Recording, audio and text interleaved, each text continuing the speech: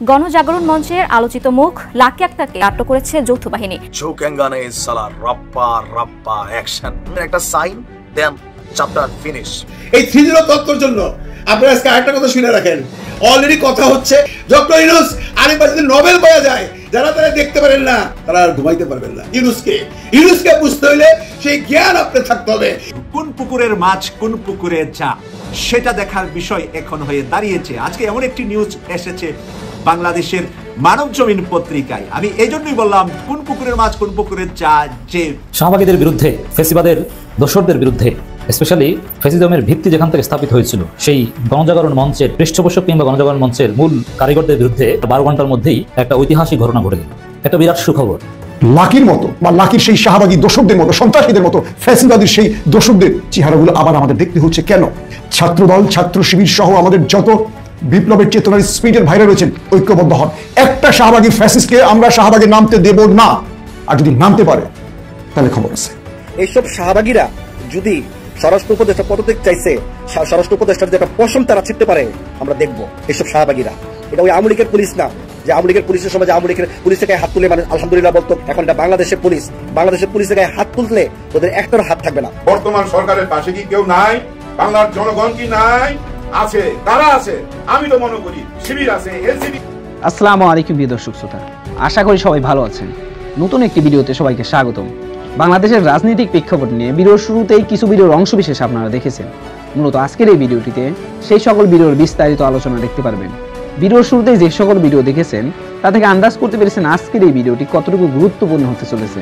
অতএব চলুন না টেনে একটি লাইক দিয়ে সম্পূর্ণ ভিডিওটি দেখে আসি।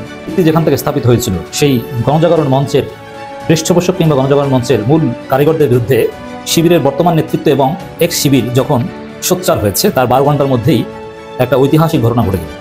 যদিও এটা কোইন্সিডেন্ট, কিন্তু এটা শিবিরের একটা যুগান্তকারী সফলতা, একটা বিরাট সুখবর। দর্শক, যে শাহবাগীদের বিরুদ্ধে এক শিবির এখন এক প্রকার যুদ্ধ করছে, যে শাহবাগীদেরকে ঠেকানোর ঘোষণা দিচ্ছে এবং শাহবাগীরা আবার কায়েম হওয়ার চেষ্টা করছে, সেই সময় শাহবাগীদের মুখপাত্র, সেই কুখ্যাত গণজাগরণ মঞ্চের মুখপাত্র ইমরানের সরকারের বিরুদ্ধে গ্রেপ্তারি পরোয়ানা জারি করা হচ্ছে। দর্শক, স্পষ্ট যেই সময় ঢাকা বিশ্ববিদ্যালয়ে উত্তাল লাকি আক্তারের গ্রেপ্তারের দাবিতে, সেই সময় ইমরানের সরকারকে যে গ্রাউন্ডে গ্রেপ্তারি পরোয়ানা জারি করা হয়েছে, ওই গ্রাউন্ডে লাকি আক্তার গ্রেপ্তার হতে পারেন, স্বাভাবিক। অতএব শিবির শাহবাগীদের বিরুদ্ধে সোচ্চার হওয়ার 12 ঘন্টা যেতে না যেতেই এই সুখবর আসলো।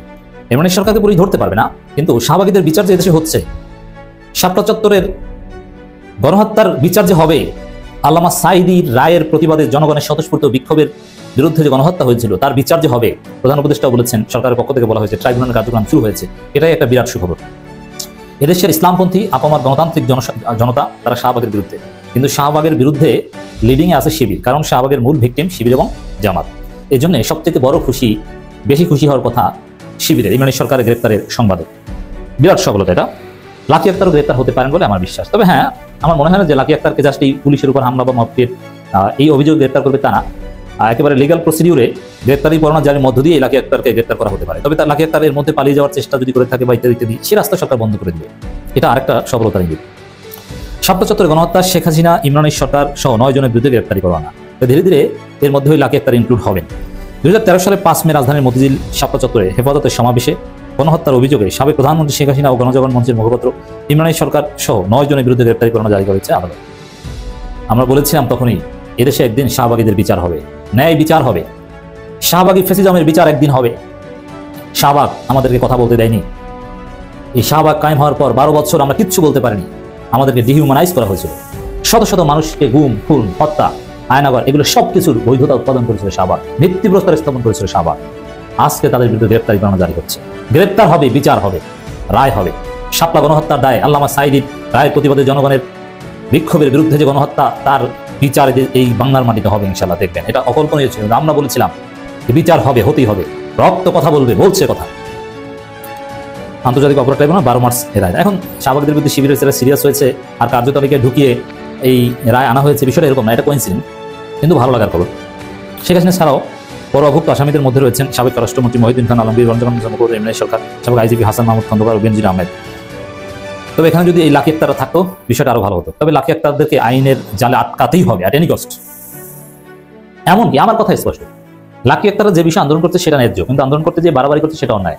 ওরা যদি ন্যায্য দাবিতেও আন্দোলন করে ওদেরকে পেটাতে হবে, মার দিতে হবে। এখন দেখেন মায়ের কি শিবির ব্যানার নিয়ে যে দেবে? আপনার কি বুঝেন না কোন সিস্টেমে কি মার দিতে হয়? যেমন শিবির, ছাত্রদল বা ভিন্ন মতের উপর, এমনকি ইফতার পার্টিতে ছাত্রলীগ যে হামলা করতো, ছাত্রলীগ কি ব্যানার নিয়ে যেত?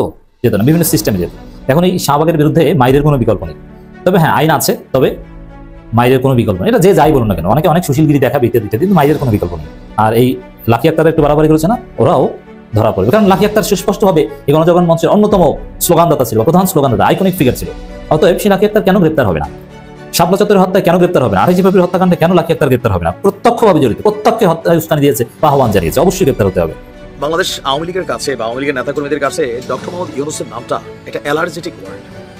এই নামটা শুনলেই ধরেন কেমন যেন ফিল হয়, মনে হয় কোনো রকমে গিয়া এই রূপটা যদি কিছু করা যেত, এরকম একটা অনুভূতি। আর পাশাপাশি সমন্বয়কদের নাম শুনলেও আওয়ামী লীগ এবং তাদের অঙ্গ সংগঠন যারা আছেন সবাই হাইপার অ্যালার্জেটিক অবস্থাতেই ভোগেন, এটা খুবই বাস্তব।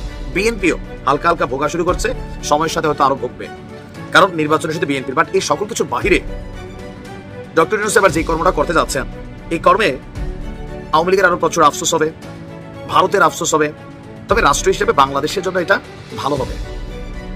কথা বলছি আওয়ামী লীগ সরকারের খুবই ঘনিষ্ঠ একটা রাষ্ট্র চীন।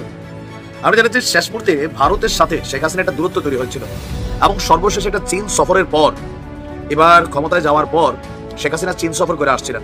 আসার পরে সেখান থেকে ভালোই একটা নেগেটিভিটি তার মধ্যে তৈরি হয়েছিল। ওইখানে কি হয়েছিল আমরা জানি না, বাট আইসে ওই সাক্ষাৎকারটা ছিল যে কোটা কি রাজাকারের নাতিপতিরা পাবে, মুক্তিযোদ্ধারা পাবে না, ওইখান থেকে কিন্তু শুরু। সেই চীন ডক্টর মোহাম্মদ ইউনূসকে নেওয়ার জন্য আস্ত বিমান পাঠিয়ে দিতে রাজি, বাট কোন রকমে ডক্টর মোহাম্মদ ইউনূসকে তারা নেওয়ার জন্য সর্বোচ্চ চেষ্টা করেছে। ফাইনালি তারা পেয়েছে।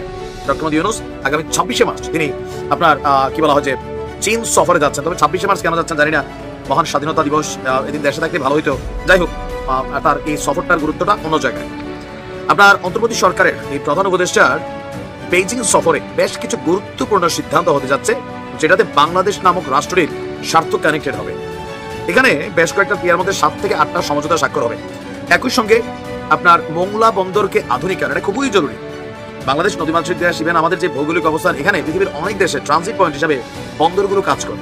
তো এই যে বন্দরগুলো কাজ করে, সমুদ্রের নাব্যতা অভাবের কারণে গভীর সমুদ্রে বন্দর ব্যবস্থা করা লাগে, সেখান থেকে আবার লাইটার জাহাজে মালামাল অনেক সময় আনা লাগে। তো এই যে সার্বিক ব্যবস্থাটাকে অত্যাধুনিক করার জন্য চীন একটা বড় ধরনের বিনিয়োগ করবে। একই সঙ্গে এই সফরে রোবট ফিজিওথেরাপি পুনর্বাসন কেন্দ্র এবং চট্টগ্রাম ও রাজশাহী বিশ্ববিদ্যালয়ে কনফ্লুসিয়াস ইনস্টিটিউট স্থাপন সহ বেশ কয়েকটি গুরুত্বপূর্ণ সিদ্ধান্ত হতে যাচ্ছে।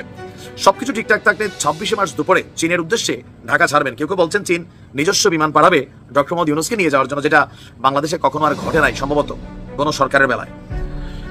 আর চীনের হাইনান প্রদেশে একটা প্রোগ্রাম হবে যে আপনার বোয়াও ফোরাম ফর এশিয়া, সেখানে যোগ দিবেন ডক্টর ইউনূস। সম্মেলনের উদ্বোধনী প্লেনারি সেশনে বক্তব্য দেন। এছাড়া প্রধান উপদেষ্টার সঙ্গে চীনের স্টেট কাউন্সিলের এক্সিকিউটিভ ভাইস প্রিমিয়ার দিং ঝুজিয়াং এর বৈঠক হবে। 28শে মার্চ বেজিং এর great hall of the people, সেখানে চীনের প্রেসিডেন্ট শি জিনপিং এর সাথেও বৈঠক হবে। একই দিনে হুয়াওয়ে কোম্পানির উচ্চ প্রযুক্তি সম্পন্ন এন্টারপ্রাইজ প্রদর্শন করবেন। 29শে মার্চ চীনের বিখ্যাত বিশ্ববিদ্যালয় পিকিং ইউনিভার্সিটি তাকে সম্মানসূচক ডক্টরেট ডিগ্রি প্রদান করবে এবং সেখানে তিনি বক্তব্য রাখবেন। পরে বেজিং থেকে চীনের একটি বিমানে ঢাকায় ফেরার কথা রয়েছে। বলা হচ্ছে যে আপনার চীনের প্রেসিডেন্টের বৈশ্বিক উন্নয়ন উদ্যোগ একটা প্রোগ্রাম আছে, সেখানে আপনার আরো অনেক আলোচনা হয়তো বা হবে, বাট এটা দুই দেশের মধ্যে ব্যবসা বাণিজ্য দ্বিপাক্ষীয় সম্পর্ককে আরো উচ্চতর স্থানে নিয়ে যাবে। তবে চীন বড় কঠিন খেলা খেলে। এই মুহূর্তে ভারতের সাথে যেই দূরত্বের জায়গা আছে, সেই জায়গাটাকে সাইজ করতে চীন আপনার এই ভূমিকা নিয়েছে। আরো বেশ কিছু চুক্তি হবে যেগুলো ভারতের জন্য ঝামেলার কারণ হবে। ড্যাম নির্মাণ সহ অনেক আলোচনা এখানে আছে। যাই হোক, যেই সফর, যেই স্বার্থ, যেই কর্ম দেশের জন্য কল্যাণকর, আমরা এটাকে সাধুবাদ জানাই। আশা করি সফর সফল হবে। এলন মাস্ককে চিনেন না এমন বাঙালি বোধহয় বাংলাদেশে এখন নাই। যারা চিনেন না তাদের জন্য বলতেছি, এলন মাস্ক হলো পৃথিবীর সবচেয়ে ধনী ব্যক্তিদের একজন। উনি এত ধনী, ওনার এত টাকা আছে, উনি এত ডলারের মালিক। উনি যদি ডেইলি 5 লাখ টাকা না, 10 লাখ টাকা না, 50 লাখ টাকা করে খরচ করে, ডেইলি প্রতিদিন যদি 50 লক্ষ টাকা করে বা 1 কোটি টাকা করে খরচ করে, তাহলে 50 বছরে তার যে টাকা আছে এটা শেষ হবে না। পূজাদের কত টাকার মালিক, মিলিয়ন ট্রিলিয়ন বললাম না, কারণ অনেকে মিলিয়ন ট্রিলিয়ন বুঝেন না, এত টাকার মালিক এই এলন মাস্ক। এখন আরেকভাবে পরিচিত, আপনারা জানেন ডোনাল্ড ট্রাম্পের অ্যাডভাইজার, বিজনেস যে একটা ডিপার্টমেন্ট আছে সেটার অ্যাডভাইজার, অনেক কিছু করতেছে। এলন মাস্ক বাংলাদেশে ব্যবসা করবেন স্টারলিংক দিয়ে। স্টারলিংক সম্পর্কে একটা ভিডিও করছি, আপনারা যারা দেখেন নাই দেখে নিলেন। স্টারলিংকটা কি? সেই স্টারলিংকের ব্যবসা এলন মাস্ক বাংলাদেশে স্টার্ট করছে। খুব সম্ভব আগামী মাসে এলন মাস্ক বাংলাদেশে আসছে। এত বড় একজন লোক, উনি সারা পৃথিবীর রেখে বাংলাদেশে কেন আসলো? বাংলাদেশ তো ছোট্ট একটা দেশ এবং ধনীও আমরা না। উনি আসতেছে ডক্টর ইউনূসের জন্য, কারণ রতনে রতন চিনে, আর উনি ইউনূসের চিনে। এই ডক্টর ইউনূসের সাথে এলন মাস্কের পরিচয় কিন্তু আজকে না। আপনারা ভাবতে পারেন এবং বলতে পারেন, ভাই এলন মাস্ক তো ট্রাম্পের লোক, আর ডক্টর ইউনূসের সাথে তো এলন মাস্কের সম্পর্ক থাকার কথা না, কারণ ট্রাম্পের সাথে ডক্টর ইউনূসের সম্পর্ক ভালো না, ডক্টর ইউনূস হলো ডেমোক্রেট ঘরানার লোক। ভাইরে, ব্যবসায়ীর কাছে কোনো দল বলতে নাই। দেখেন না ট্রাম্প এত বড় ব্যবসায়ী, প্রেসিডেন্ট হওয়ার পরে নরেন্দ্র মোদী 14বার বন্ধুকে কয় ট্যারিফ ঠিকই লাগাই দিছে। সে ব্যবসা চায়, ট্রাম্পও যেমন ব্যবসা চায়, এই এলন মাস্ক এরকম ব্যবসা চায়, কারণ সে ব্যবসায়ী। সে স্টারলিংক দিয়ে বাংলাদেশে আনতে পারে, অবভিয়াসলি সে কিছু প্রফিটেবল হবেন। তাহলে এই যে এই এলন মাস্ক এখানে আসতেছে ব্যবসার জন্য আসতেছে, এবং এইখানে আসার পর আরেকটা ভবিষ্যৎকারী বলে দিই আপনাদেরকে, এই এলন মাস্ক যখন এখান থেকে যাবে ট্রাম্পের সাথে সে এই ব্যবসা নিয়ে কথা বলবে। অলরেডি ব্যবসা তো ট্রাম্প শুরু করে দিছে, কারণ ইউনূস সাহেব জানে ট্রাম্পের রোগটা কোন দিক দিয়ে যাইতেছে। ঠিকই টোপ ধরছে, তরল গ্যাস আনতেছে। ট্রাম্পের সাথে ইউনূসের সম্পর্ক অচিরেই ভালো হয়ে যাবে, কারণ ট্রাম্প ব্যবসায়ী, এলন মাস্ক ব্যবসায়ী। এই যে এলন মাস্ক এখানে আসতেছে, এরপরে এই ব্যবসাটা যদি আল্লাহর রহমতে হয়ে যায়, আরো কত রকম ব্যবসা যে খুলবে, এবং কত রকম ব্যবসা খুলে যে বাংলাদেশের ফরেন কারেন্সি আর্ন করার ওয়ে বাই করবে, এটা ইউনূস সাহেব মনে মনে একটা ছক বাইন্দা রাখছে। কারণ বুঝলেন না, উনি একজন অর্থনীতিবিদ, নোবেল তো পাইছে পরে, উনি একজন অর্থনীতিবিদ। এজ এ অর্থনীতিবিদ এই ডক্টর মোহাম্মদ ইউনূসের সাথে কিন্তু এলন মাস্কের পরিচয় বহু বছর যাবত। এই ডক্টর মোহাম্মদ ইউনূস জন ডেমোক্রেট ঘরানার ছিল, তখন তো এলিয়ন মাস্ক আমেরিকাতেই ছিল। সে হয়তো ওইভাবে ওই দলের সাথে ছিল না, কিন্তু এর আগের ইলেকশনে কিন্তু এই এলন মাস্ক ডেমোক্রেটে হেল্প করছে, ফাইন্যান্সিয়ালি হেল্প করছে ডেমোক্রেটে, যে লাস্ট গভর্নমেন্টের সময়। তখন তো এলন মাস্কের সাথে এই ইউনূসের একটা সম্পর্ক ছিল। আর সম্পর্কটা হয়েছে বন্ধুরা, যেহেতু উনি একজন অর্থনীতিবিদ এবং এলন মাস্ক ব্যবসায়ী, তাকে অনেক ধরনের অ্যাডভাইস এই ডক্টর মোহাম্মদ ইউনূস দিতেন। তো ওই যে খাতিরটা, সেই খাতিরটা একটু সরে গেছিল ট্রাম্পের জন্য। কারণ আপনারা জানেন ট্রাম্পের সাথে এই ডক্টর ইউনূসের সাথে সম্পর্কটা কিন্তু গভীর না, ট্রাম্পের একটা রাগ ছিল, কিন্তু সেই রাগ চলে যাবে, কারণ মাল দিলে ট্রাম্প খুশি। ট্রাম্প আর কিচ্ছু চায় না, আমেরিকা ফার্স্ট, টাকা দাও ব্যবসা করো, বুঝলেন না? গোল্ডেন ভিসা দিয়ে দিতেছে, আমেরিকার ইতিহাসে প্রথম। যাক, এই প্রসঙ্গে নাইবা গেলাম। এই এলন মাস্কের সাথে সম্পর্ক হওয়ার পর, বিশেষ করে এই ইউনূস যখন 3.0 ডিক্লেয়ার করলো, 3.0 তো বুঝেন, 3.0 মানে পৃথিবীতে উনি 3.0 দিয়া একটা তত্ত্ব বের করছে যে পৃথিবীতে 3টা সংখ্যা, এই 3টা সংখ্যার মধ্যে 3টা কাজ সে করতে চায় এবং 3টাকে জিরোতে নামায় আনতে চায়। নাম্বার 1, পৃথিবীতে দারিদ্রতা শূন্যের কোঠায় আনতে চায় ডক্টর ইউনূস। নাম্বার 2, পৃথিবীতে তারুণ্যের বেকারত্ব শূন্যের কোঠায় আনতে চায় ডক্টর ইউনূস। পৃথিবীতে এই যে বায়ু দূষণ, কার্বন ডাইঅক্সাইড নির্গমন, এটাকে 0% আনতে চায় ডক্টর ইউনূস। এটাকে বলা হয় তার 3.0 তত্ত্ব।